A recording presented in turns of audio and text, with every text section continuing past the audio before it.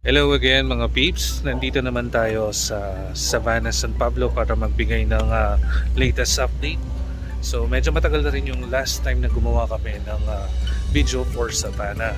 And actually dito sa Savannah halos sold out na po yung ating mga open slots. Ang bilis na sold out and recently nagkaroon ng reopen po na mansion model. So yun, dun sa mga interested na kumuha dito sa Savannah, San Pablo, yan po, gagawa po tayo ng panibagong update for Savannah, San Pablo para magkaroon kayo ng idea kung ano na po yung itsura ng developments, particularly dito sa binuksan na Phase 2 ng Savannah, San Pablo.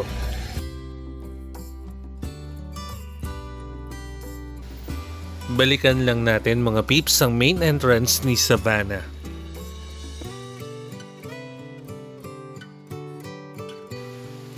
From here, makikita natin 100% completed na ang Phase 1. And dito sa left side, pagpasok naman ng gate ay tapos na din ang ating swimming pool.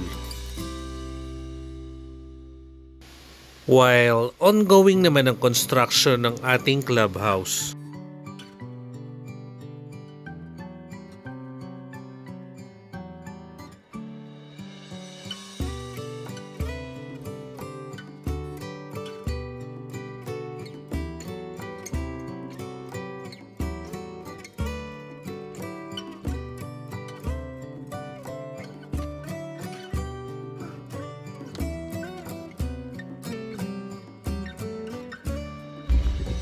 Nag-start ng umambon dito habang nagdo-drone kami kaya pinababa muna namin and kung mapapansin nyo sobrang lumakas yung hangin.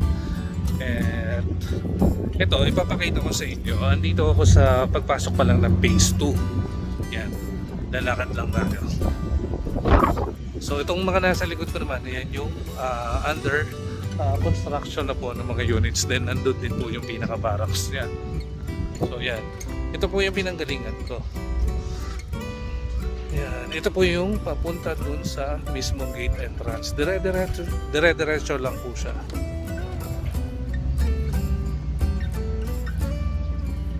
Yan. So kung i-compare nyo man siya kay San Tevi, yan, mas marami nang nakatira po dito sa Savannah, San Pablo. Kaya dun sa mga interested, huwag kayong ma-worry kung wala nang available slot for now.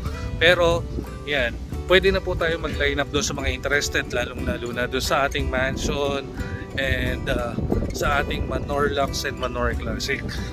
At there are times na nangyayari talaga na nagkakaroon ng reopen, usually RFO na po siya. So yan, doon sa mga nag-aabang ng RFO, yan, stay tuned parati po kayo sa aming YouTube channel and especially din doon sa aming Facebook page.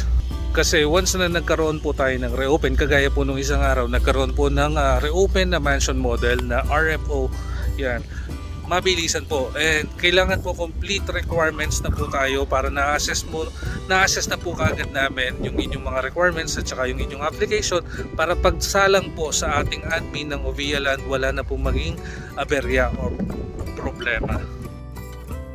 Itong good news mga peeps, para sa ating mga kababayan na gustong humabol na maka-avail ng unit kay Savannah, meron pa po tayong i-open sa Block 4 and Block 5 na ilang unit ng Manor Classic at Manor Lux o yung townhouse inner and end model natin.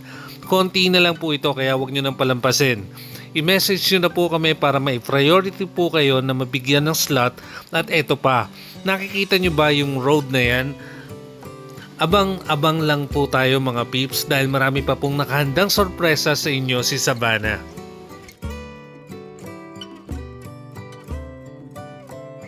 So ito mga peeps, nagpalibas na kami ng oras kasi medyo malakas kanina. Sobrang lakas pala ng hangin dito sa Savannah, San Pablo. And ngayon nandito tayo sa may part ng Block 2 ng Phase 2. Yan.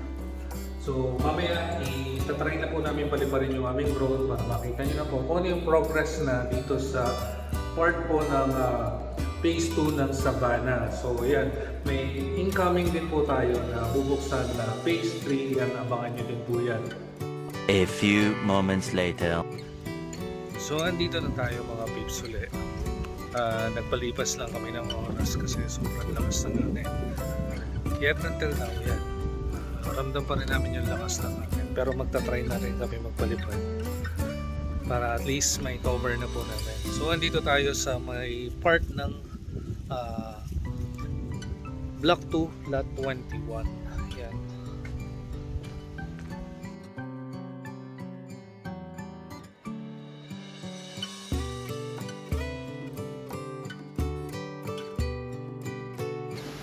From this view, makikita po natin mga peeps kung gaano kaganda ang surroundings ng location ni Savannah. Si Savannah po ay located along Barangay Road of Soledad, San Pablo City. Ito po yung barangay kung saan ilalagay po ang access sa SLEX TR4 in San Pablo. Ang TR4 po ay ang 4-lane toll road stretching 66.74 km from Santo Tomas, Batangas to Lucena, Quezon. In short, ito po ang magiging daan upang mas maging mabilis ang biyahe kung ikaw ay papuntang Quezon or pabalik ng Manila. Pag tuluyan pong natapos ang construction nito, mas magiging convenient at mabilis ang ating biyahe. Alam niyo ba mga peeps na ito din ang dahilan o naging selling point kung bakit in less than 2 years ay naubos ang inventory ni Phase 1 and Phase 2 ni Savannah. Accessibility, possible increase of market value. And ngayon mga peeps, puntahan naman natin ang current update sa development ni Savannah. As you can see, tapos na po tayo for Phase 1. Completed na po ang construction and na-turnover na din po natin sa mga homeowners ang kanilang mga bahay except for those na ilan na hindi pa nakakalipat. Currently ay nasa Phase 2 na po ang ating construction. Completed na po ang Block 1, Lot 1 to 25. Then ito naman po yung natapos for Block 2. Ito po yung from Lot 8 to 21, tas doon naman po sa kabila from Lot 35 hanggang Lot 22. Dito naman sa part ng Block 7, hindi pa siya halos tapos. Then ito naman sa Block 8, Lot 1 to 28. Sumunod naman is Block 9, Lot 1 to 17. Then Block 10, Lot 1 to 3. Alam niyo ba mga peeps na some of our buyers are also investors? Sila po yung bumibili ng property not for personal use kundi para gawing passive income. Yes, you heard me right. Pwede nyo pong paupahan, parentahan through Airbnb o kahit sa mga kakilala nyo ang property nyo and instantly na kumita. At the same time, hindi mo na mamamalayan na nakakaatika ka na ng property na hindi mo na kinakailangan na sa sariling bulsa kumuha ng pambayad ng amortization. Yan ha mga peeps, big reveal ang sekreto sa ilan nating mga kababayan kung paano sila nakakapagpadami ng property. And kung gusto nyo rin ng katulad nito. Kaya ano pang iniintay nyo mga peeps? Huwag nang magpahuli dahil we will help you all throughout the process. Kontakin nyo lang po kami doon sa number na naka-flash sa screen or pwede nyo rin kami directly i-message sa aming Facebook page at Gigante Real Estate Services. And ang lagi po naming paalala sa inyo mga peeps, always transact lang po with licensed and accredited real estate service practitioner para masigurado po natin na legit ang ating magiging transaction. And piliin po lagi ang tamang tao na mag-a-assist sa inyo para mag-guide at matulungan kayo sa mga magiging proseso hanggang sa may turnover po ang bahay ninyo. We at Gigante Real Estate Services always ensure to give our clients the most remarkable service. Sisiguraduhin po namin may po-provide namin ang value for money na deserve ng bawat kababayang nangarap na magkaroon ng sariling bahay. Hayaan niyo pong suklian namin ng magandang serbisyo ang inyong hard-earned money.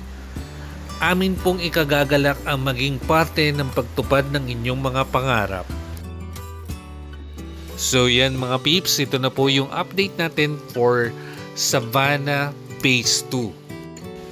Again, para dun sa mga interested na mag-avail po ng unit dito sa Savannah, yan, pwede nyo po kaming kontakin dito po sa number na naka-flash sa screen, and pwede nyo rin po kaming i-message directly sa aming Facebook page. Yan, nasa description below lang po yung aming Facebook page. At para na rin po dun sa mga bago pa lang na nakapanood po ng ating video for Savannah, yan po, ako po si Marcus J at ako po yung magbibigay sa inyo parate ng update for Savannah. Ganun din po kay Santevi and Kalia. Make sure po na subscribe nyo rin po yung aking YouTube channel para lagi po kayong updated dun sa mga bago ko pang videos na i-upload. At kung napanood mo naman po yung ating video sa aming Facebook page yan, pwede nyo po kaming i-like and follow sa aming Facebook page dahil dun po yung updated din po namin. Ilalagay po lahat ng mga bagong videos ng Savannah, Santevi at Kalia. At kung gusto nyo naman po na makausap kami personally at ma-meet kami sa aming office, yan, pwede po kayo mag-visit sa office po namin. Napakalapit lang. Along M. Paulino lang po, corner Rizal Avenue. Nasa Baldelion Building po kami, tabi po kami ng MS Moda, and katapat po kami ng BDO M. Paulino, nakatabi po ng Liceo de San Pablo. Right after this mga peeps, yan, susunod po natin is Santevi San Pablo. So yan, doon sa mga nag-aabang ng update for Santevi San Pablo. Pagkatapos ko pong i-upload po nitong Savannah, yan, next na po si Santevi. So paano mga peeps, I hope na gustuhan nyo po itong update ko for Savannah San Pablo.